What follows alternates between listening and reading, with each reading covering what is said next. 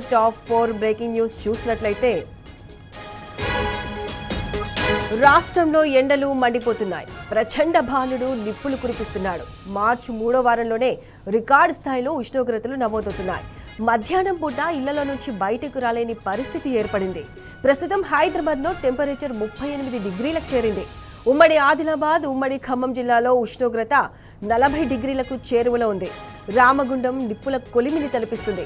రానున్న 2-3 రోజుల్లో రాష్ట్ర వ్యాప్తంగా ఎండ తీవ్రత మరింత పెరిగే అవకాశాలున్నాయని వాతావరణ శాఖ అధికారులు హెచ్చరించారు. చిన్నపిల్లలు, వృద్ధులు ఉదయం 11 గంటల నుంచి మధ్యాహ్నం 3 గంటల వరకు అవసరమైతే తప్ప బయటకు రావద్దని డాక్టర్లు సూచిస్తున్నారు. రాష్ట్రంలో పెరుగుతున్న ఎండలకు సంబంధించి పూర్తి అప్డేట్స్ మా ప్రతినిధి అరవింద్ అందిస్తారు. అరవింద్, చెప్పండి, మళ్ళీ ఎండలకు సంబంధించి ప్రభుత్వం ఏ విధంగా అప్రమత్తయ్యే అవకాశాలు ఉన్నాయి? పూర్తి అప్డేట్స్ ఏంటి? ఏదైతే చూసుకుంటే సూర్యుడు తన ప్రతాపాన్ని రోజు రోజుకు మరింత తీవ్రంగా చేస్తున్నాడు. రానున్న రోజుల్లో 3 రోజుల్లో విపరీతంగా ఎండలు మరింత స్థాయిలో పెరిగే అవకాశం ఉంటుందని చెప్తున్నారు. ఇప్పటికే హైదరాబాద్ లో చూసుకుంటే 38 నుండి 39 డిగ్రీ సెల్సియస్ వరకు కూడా ఎండ ఉష్ణోగ్రత నమోదయ్యే అవకాశాలు ఉన్నాయి. మరియు ముఖ్యంగా చూసుకుంటే ఏదైతే ఉత్తర దిశ గాలులు కానీ మరియు ఈశాన్య దిశ గాలులు కానీ తీవ్ర ప్రభావం ఎక్కువ కావడం వల్ల మరియు ఎండ తీవ్రత కూడా పెరిగే అవకాశాలు ఉంటాయని ఇప్పటికే వాతావరణ వారు హెచ్చరిస్తున్నారు. మరియు ముఖ్యంగా చూసుకుంటే ఆదిలాబాద్ లో ఇప్పటికే 40 డిగ్రీ సెల్సియస్ నమోదైంది. భద్రాచలంలో కూడా 39.2 డిగ్రీ సెల్సియస్ నమోదైంది. మరియు ఏదైతే సింగరేణి కోల్ మైల్ బెల్ట్ గా చూసుకుంటే రామగుండం 39.2 డిగ్రీ సెల్సియస్ ఎండ ఉష్ణోగ్రత ఇప్పటికే తీవ్రంగా నమోదైంది. రానున్న రోజుల్లో అంటే ఏదైతే చూస్తే 21, 22, 23 రోజుల్లో 3 రోజులు రాత్రి పూట కొంచెం తేలికపాటికి మరియు చిరుజల్లులతో కూడుకున్న వర్షం కూడా ఉంటుందని వాతావరణ వారు హెచ్చరికలు జారీ చేశారు. అది ఎందుకనంటే ఒక దక్షిణ ధోరణి అది కర్ణాటక నుండి తెలంగాణ మీది నుండి బంగాళాఖాతంలోకి వెళ్తుంది కాబట్టి దానివల్ల రాత్రి పూట కొంచెం చిరుజల్లులు కురిసే అవకాశం ఉంటుందని వాతావరణ శాఖ వారు హెచ్చరించారు. మరియు ముఖ్యంగా చూసుకుంటే ఈసారి ఈ ఎండ తీవ్రత ట్రాన్సిషన్ మెథడ్ కాబట్టి ఫిబ్రవరి లోనే ట్రాన్సిషన్ మెథడ్ కాబట్టి ఎండలు తీవ్రంగా ఎక్కువైనాయి. దీనికి ఇప్పటికి కూడా ప్రభుత్వం ఎలాంటి చర్యలు కూడా తీసుకోలేదు. మరియు ప్లానింగ్ డిపార్ట్మెంట్ కూడా ఎలాంటి హెచ్చరికలు కూడా జారీ చేయలేదు.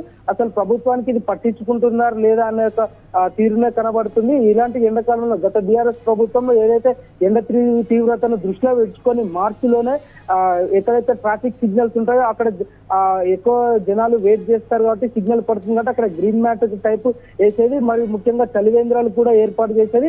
ఏదైతే ఇంటర్ విద్యార్థులకు కానీ మరియు 10th విద్యార్థులకు కానీ బోర్డ్ ఎగ్జామ్స్ ఉంటాయి వారితో వచ్చే తల్లిదండ్రులకు కానీ వారికి మరి ప్రత్యేకంగా ఏర్పాట్లు వాళ్ళు చేసేవారు. చలివేంద్ర కుండలు లాంటివి అవి పెట్టేవారు. కానీ ఈసారి రాష్ట్ర ప్రభుత్వం ఈసారి అలాంటివి మాత్రం ఎలాంటి చర్యలు కూడా చేపట్టలేదని ఇప్పటికే తల్లిదండ్రులు మండిపడుతున్నారు. మరియు ముఖ్యంగా చూసుకుంటే వాతావరణ హెచ్చరిక వాళ్ళు ఏమని జారీ చేశారంటే ఎండ తీవ్రత ఏదైతే ఎక్కువ ఉంటుందో దానికి ఎట్లాంటి టూర్స్ కానీ మరియు ఇతరత్ర ప్రోగ్రామ్స్ కానీ ఏమన్నా ఉంటే ఈ ఎండ తీవ్రత ఎక్కువ ఉంటుంది కాబట్టి మరియు అది పోస్ట్పోన్ చేసుకొని ఈవినింగ్ టైంలో కూడా పెట్టుకోవాలంటున్నారు. ముఖ్యంగా భవన కార్మికులు కానీ మరియు దినసరి కూలీలు కానీ ఎండకి ఎటు బయటికి వెళ్ళొద్దు. వాళ్ళు కూడా ఏమన్నా వస్తుంటే మాత్రం సాయంత్రం 4 నుండి 12 గంటల వరకు ఈ షిఫ్ట్ వైజ్ గా పెట్టుకుంటే వారి ఆరోగ్యం కూడా మెరుగుపడే అవకాశాలు ఉంటాయి. వారికి ఎండ తీవ్రత నుండి ఉపశమనం కలిగించే ఉంటాయి. మరి ఎండ తీవ్రతకు ముఖ్యంగా వారు ఏదైతే డీహైడ్రేషన్స్ కాకుండా ఉండడానికి ఫ్రూట్ జ్యూసెస్ కానీ గ్లూకోన్ డి కానీ ఇది కూడా తగిన మోతాదులో తీసుకోవాలని వాళ్ళు ఇప్పటికే హెచ్చరిస్తున్నారు. మరి ప్రభుత్వ హాస్పిటల్లో కూడా బస్సు దవాఖానలో కూడా ఏదైతే ఎలక్ట్రోలైట్ శాసెట్స్ కానీ మరియు డీహైడ్రేషన్ కాకుండా ఉండదని అట్లాంటివి ఏమైనా ఏర్పాటు చేస్తే బాగుంటుందని ఇప్పటికే ప్రజలు కూడా కొంచెం విజ్ఞప్తి చేస్తున్నారు. కానీ ప్రభుత్వం ఇట్లాంటివి కూడా ఏది పట్టించుకోకుండా కనీసం ఏదైతే తెలంగాణ స్టేట్ వెదర్ కి సంబంధించింది కూడా అది కూడా ఏం పట్టించుకోలేదు. ప్లానింగ్ డిపార్ట్మెంట్ ఏ డిస్ట్రిక్ట్ లో ఎంత ఉందో ఏ మండలంలో ఎంత ఉందో మరియు తెలంగాణ స్టేట్ మొత్తంలో వెదర్ ఎంత ఉందో కూడా అంచనా వేసే పరిస్థితి ఉంటుంది. కానీ ఈసారి వాళ్ళు ఏమాత్రం కూడా దానిపైన అంచనా వేయలేకపోతున్నారు. ఈ ఎండాకాలం రానున్న రోజుల్లో మరింత ఎండ తీవ్రత ఎక్కువ అయ్యే అవకాశాలు ఉన్నాయి. సెంట్రల్ జోన్ గా చూసుకుంటే హైదరాబాద్ లో ఇప్పటికే 38 డిగ్రీ సెల్సియస్ దాటిపోయింది. అంటే కేవలం ఇది హైదరాబాద్ లో ఇది 38 డిగ్రీ సెల్సియస్ దాటిందంటే రానున్న రోజుల్లో 45 వరకు కూడా పోయే అవకాశాలు ఉంటాయని వాతావరణ శాఖ వారు హెచ్చరిస్తున్నారు.